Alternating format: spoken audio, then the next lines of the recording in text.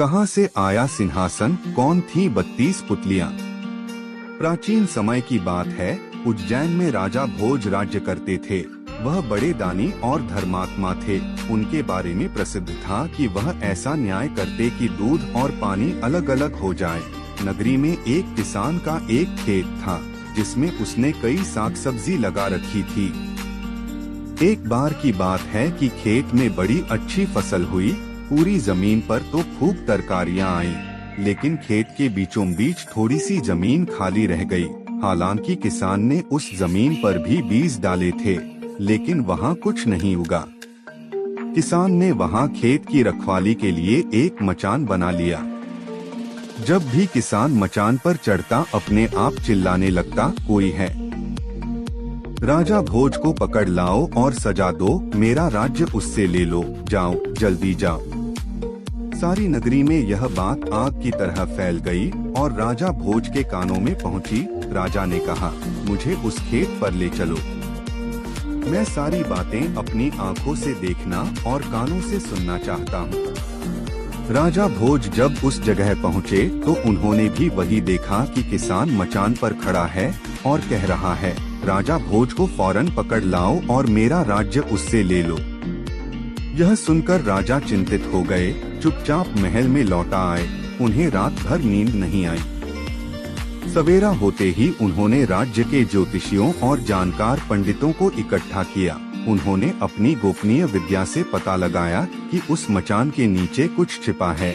राजा ने उसी समय आज्ञा दी कि उस जगह को खुदवाया जाए। खोदते खोदते जब काफी मिट्टी निकल गई तो अचानक एक सिंहासन प्रकट हुआ। सिंहासन के चारों ओर 8-8 पुतलियां यानी कुल 32 पुतलियां खड़ी थीं। सबके अचरज का ठिकाना न रहा। राजा को खबर मिली तो सिंहासन को बाहर निकालने को कहा, लेकिन कई मजदूरों के जोर लगाने पर भी वह सिंहासन टस से मस न हुआ। तब एक पंडित ने कहा कि यह सिंहासन देवताओं का बनाया हुआ है, अपनी जगह से तब तक नहीं हटेगा जब तक कि राजा स्वयं इसकी पूजा अर्चना न करे। राजा ने ऐसा ही किया। पूजा अर्चना करते ही सिंहासन ऐसे ऊपर उठ आया मानो फूलों का हो। राजा बड़े खुश हुए। सिंहासन में कई तरह के रत्न जड़े थे, जिनकी चमक अनूठी थी।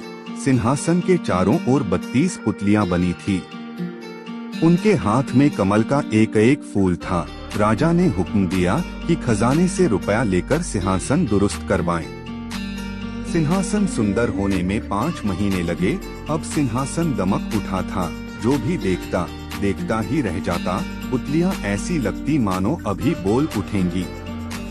राजा ने पंडितों को बुलाया और कहा, आप लोग कोई अच्छा मुहूर्त निकालें, उस दिन मैं इस सिंहासन पर बैठूंगा। दिन तय किया गया। दूर दूर तक लोगों को निमंत्रण भेजे गए। तरह तरह के बाजे बजने लगे। महल में खुशियां मनाई जाने लगी। पूजा के बाद जैसे ही राजा ने अपना दाहिना पैर बढ़ाकर सिंहासन पर रखना चाहा कि सारी पुतलियां खिलखिलाकर हंस पड़ी। लोगों को बड़ा अचंभा हुआ कि यह बेजान पुतलियां कैसे हंस पड़ी।